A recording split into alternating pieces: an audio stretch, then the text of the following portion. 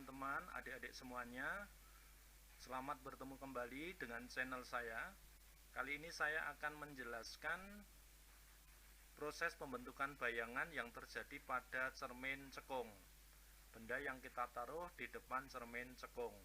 Akan saya jelaskan bagaimana kalau benda terletak di antara cermin dan titik fokus atau titik F. Bagaimana benda kalau kita taruh di antara titik fokus dan titik pusat kelengkungan, dan bagaimana benda kalau kita taruh di titik di luar titik pusat kelengkungan, ya, atau ruang 3. Ini ruang 2. Kalau di antara titik fokus dan cermin, ini adalah di ruang 1. Baik, kita mulai. Kalau benda kita taruh di ruang 1 atau di antara titik fokus dan cermin, ya. Yang perlu diketahui teman-teman semuanya, adik-adik semuanya, bahwa untuk proses pembentukan bayangan pada cermin cekung, maka yang diperlukan adalah minimal 2 sinar istimewa, ya. Contohnya adalah ini, kalau benda kita taruh di antara titik F dan titik dan cermin ini, maka di sini ada 2 sinar istimewa. Yang pertama adalah sinar yang berwarna merah, ya, sinar sejajar sumbu utama, maka akan dipantulkan melalui titik fokus, ya. Kemudian sinar yang kedua adalah ini yang berwarna hitam, ya, sinar datang melalui pusat kelengkungan ini, maka akan dipantulkan melalui titik itu juga atau melalui titik pusat kelengkungan ini, ya. Nah, 2 sinar istimewa ini, merah dan hitam ini, kalau kita perpanjang ke depan, ini tidak akan berpotongan, tidak akan bertemu, ya. Tapi kalau ini kita perpanjang ke belakang cermin, ya, 2 sinar pantul ini, maka akan bertemu. Nah, tempat bertemunya perpanjangan sinar pantul ini adalah letak bayangan, ya. Nah, bayangan yang dihasilkan dari perpanjangan sinar pantul, garis putus-putus, maka bayangan seperti ini disebut bayangan maya. Sehingga dari sini bisa kita ketahui kalau benda terletak di antara titik fokus dan cermin, maka bayangan yang terjadi adalah bayangan maya. Ini maya. Kemudian diperbesar dan arahnya adalah tegak, ya. Arahnya sama dengan bendanya, ya. Baik, sekarang kalau kita lihat, kalau benda kita taruh di antara titik fokus dan titik pusat kelengkungan di sini, ya, atau di ruang 2, ya, antara titik fokus dan titik pusat kelengkungan ini adalah ruang 2.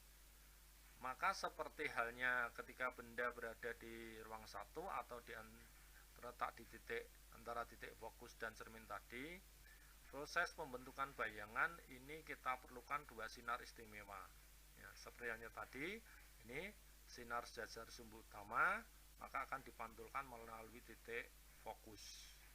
Kemudian sinar yang kedua, sinar datang melalui titik pusat kelengkungan, maka akan dipantulkan melalui titik itu juga. Sehingga kalau kita perhatikan, maka sinar pantul ini akan berpotongan, ya. Nah, letak perpotongan sinar pantul ini, 2 sinar pantul sinar istimewa ini adalah letak bayangan.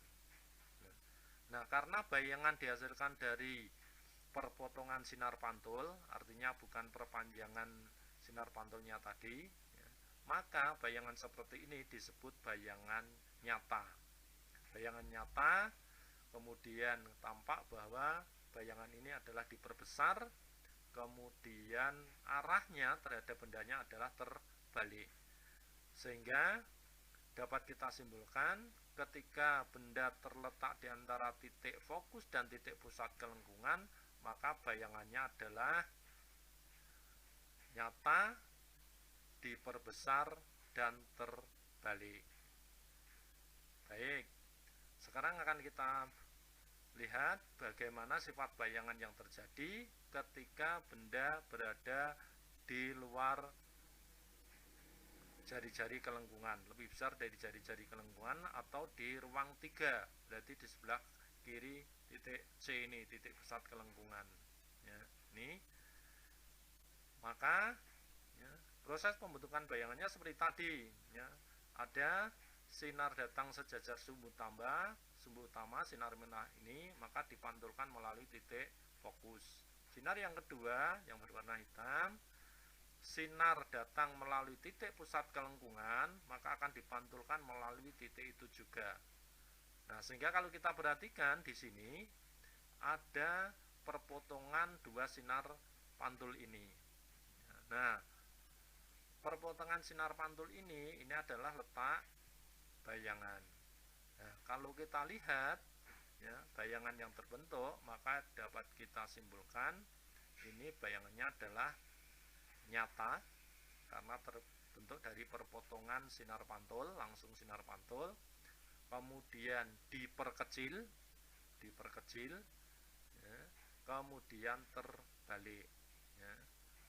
Baik ya.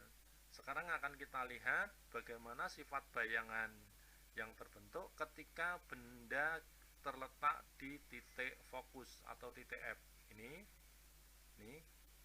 Oke. Nah, kalau kita lihat, maka sinar-sinar pantul, sinar yang berwarna merah maupun yang berwarna hitam, ke depan cermin maupun ke belakang cermin, ini tidak akan berpotongan. Ya, kedua sinar ini adalah sejajar. Ya, yang berwarna merah maupun yang berwarna hitam ini. Ya, ini. Maka dari sini dapat kita simpulkan bahwa ketika benda kita letakkan di titik fokus, maka bayangan yang terbentuk adalah di tak terhingga. Gitu ya. Baik. Sekarang akan kita lihat bagaimana kalau benda ya, terletak di titik pusat kelengkungan, di titik C. Nah, ini ya. Maka kalau kita perhatikan, ketika benda terletak di titik pusat kelengkungan, maka bayangan yang terjadi adalah terbalik dari bendanya, kemudian nyata dan sama besar. Sekali lagi, berarti bayangan yang terbentuk adalah nyata, terbalik, dan sama besar.